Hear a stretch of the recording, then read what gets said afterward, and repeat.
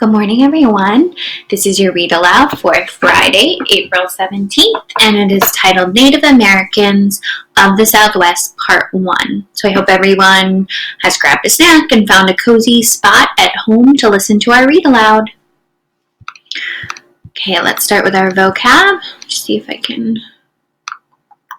resize this so it's out of the way. Okay, first word is adobe, a sun-dried brick made of clay, the clay material from which such bricks are formed. Arid, not having enough rainfall to support most vegetation, very dry. Mesas, land formations with high, flat tops and steep sides, similar to plateaus, but smaller and higher, like raised tabletops. Pueblo, villages of buildings made from flat stone or sun-dried clay bricks. Okay, so introducing the read aloud. The name Anasazi means enemy ancestors because the Navajo and the ancestral Pueblo did not get along with each other. So, the ancestral Pueblo could not have called themselves the Anasazi.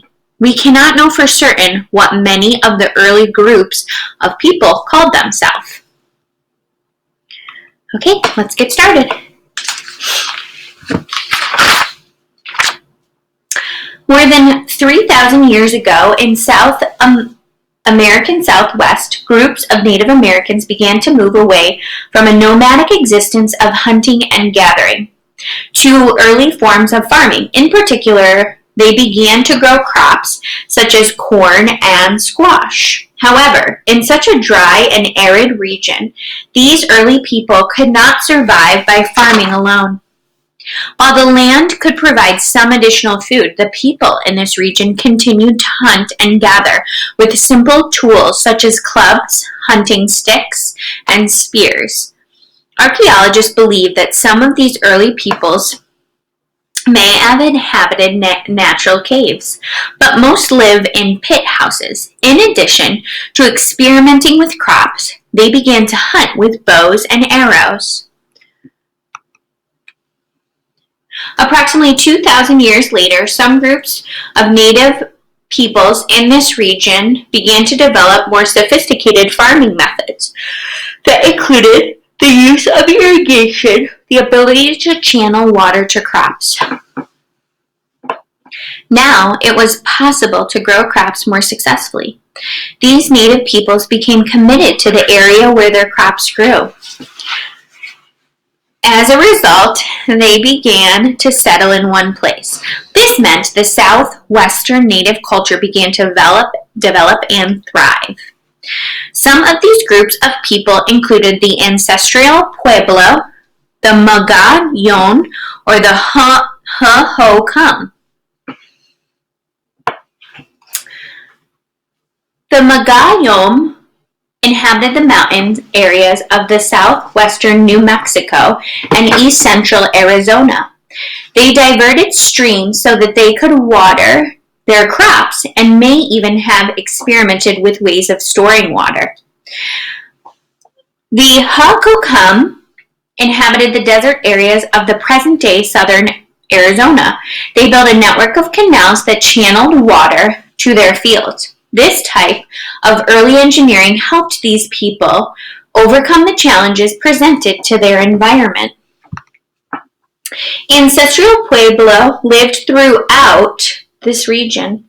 Many people lived in the dry valleys near smaller rivers or waterways.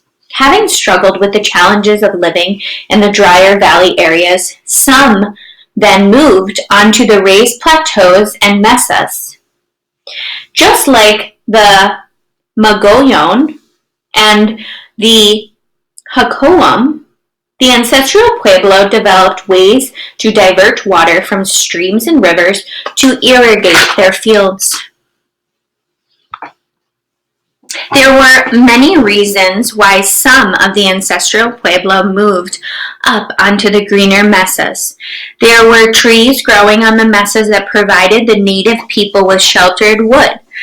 Because mesas were raised flatbeds or plateaus, they received more sunlight than the valley below. The mesas also receive more rain and snow than the valleys, making them a more ideal environment for growing crops. However, whether they lived on the mesas or the valleys, they were able to have a larger food supply. As a result, the ancestral Pueblo population increased and their culture developed. Over time, they began to grow a variety of crops, including beans, which were high in protein. They began to raise turkeys and used their feathers to make blankets and feathered robes. They constructed pit houses that were dug into the ground and covered with tree branches, leaves, and dirt.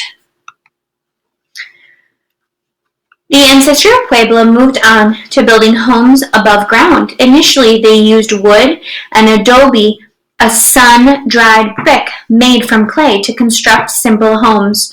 Eventually, they became skilled stoneworkers and learned how to construct extremely solid homes that were several stories high. Some of these homes had as many as 100 connecting rooms. These structures were the earliest forms of high-rise buildings. The flat rooftops of these impressive buildings had a special function in the fall.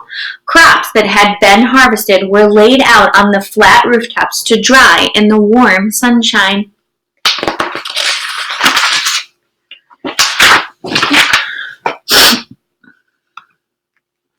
The ancestral Pueblo began to live in large settlements or villages. It was not unusual for hundreds of people to live in one village. The villages eventually became known as pueblos, the Spanish word for towns. The ancestral Pueblo continued to construct rooms beneath the ground, but over time, these underground rooms, called cavas, changed shaped. They became more round or keyhole-shaped. A special few were much larger and used only for important religious ceremonies. The ancestral Pueblo worshipped nature gods. It is thought that they believed that humans were first created inside the earth. Eventually, they crawled out onto the surface of the earth. This is called a creation story. Each kaiva contained a hole in the ground to signify this belief.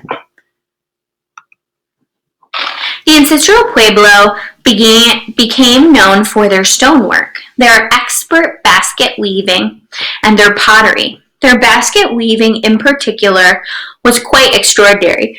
Their baskets were beautifully designed and intricately woven.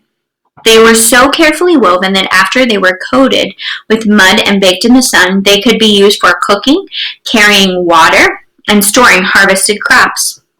The ancestral Pueblo used yucca bark and various plant fibers to make baskets, ropes, mats, and sandals. They planted cotton and used it to make lighter, more comfortable clothing. They developed pottery that varied in color, size, and texture. The ancestral Pueblo mined turquoise stone and used it in their jewelry. They traded turquoise pots and cotton with other native groups. Each family ate meals together. The head man of the home offered foods to the gods. He did this by throwing a small amount of food onto the fire that was used to cook food.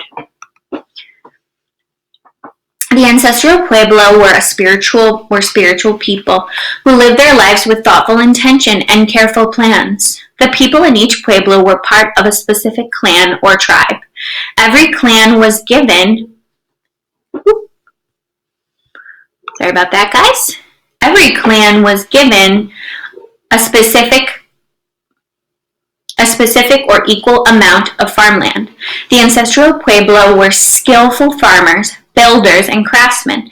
It would have been an extraordinary sight to see a busy ancestral Pueblo village. To live and walk amid the stone structures that blended so well with the environment. Moving through the town, you might see the ancient craftsmen at work, or observe the religious leaders urging the nature gods to help them. During the growing seasons, you could watch the conscientious and careful farmers in their fields tending to their crops.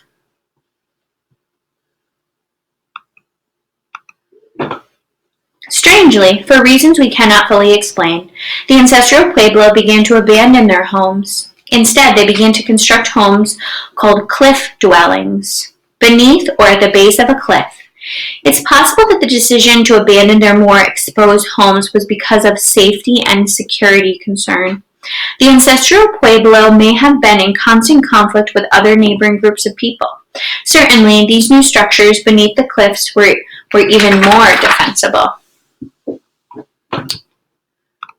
The ancestral Pueblo population lived more closely together in these enormous cliff structures. Some of these structures had as many as 1,000 rooms and rose up 4 stories high beneath the cliff. The cliff dwelling were difficult to get to, though. People had to climb up and down using fingers and footholds carved into the side of the rock. Nevertheless, the ancestral Pueblo continued to irrigate and tend to their fields, and their craftsmen continued to flourish, at least for a while. Another mystery also surrounds these ancient people. By about 1300 CE, the ancestral Pueblo had left these magnificent homes, never to return again. It seemed that over a period of time, many groups walked away from their ancestral homes and set out into the arid fields. They left behind all their tools and supplies used in daily life and went in search of other places to settle. Historians seem sure that they went together to other areas of the Southwest, including the Little Colorado River region of Arizona and the Rio Grande River of New Mexico. Scientists and historians also know that there was a great drought between 1267 and 1299. This would have caused the crop failure and possible starvation. Wars with other native groups would certainly have added to the struggle to survive. Perhaps too many problems arose from the people trying to live in such cramped conditions that they could not overcome them. Although we do not know why the ancestral Pueblo people left their homes, we do know that they raised families, celebrated life, and left warm and felt the warmth of the sun, and left footprints on the snow. They left enough of themselves that we can imagine their lives, and archaeologists can put together some of the pieces. We are connected to them by our own presence here on Earth and the knowledge that their descendants still thrive in parts of the American Southwest. Okay, that is your read aloud for today. Hope you enjoyed it. Have a great weekend, guys.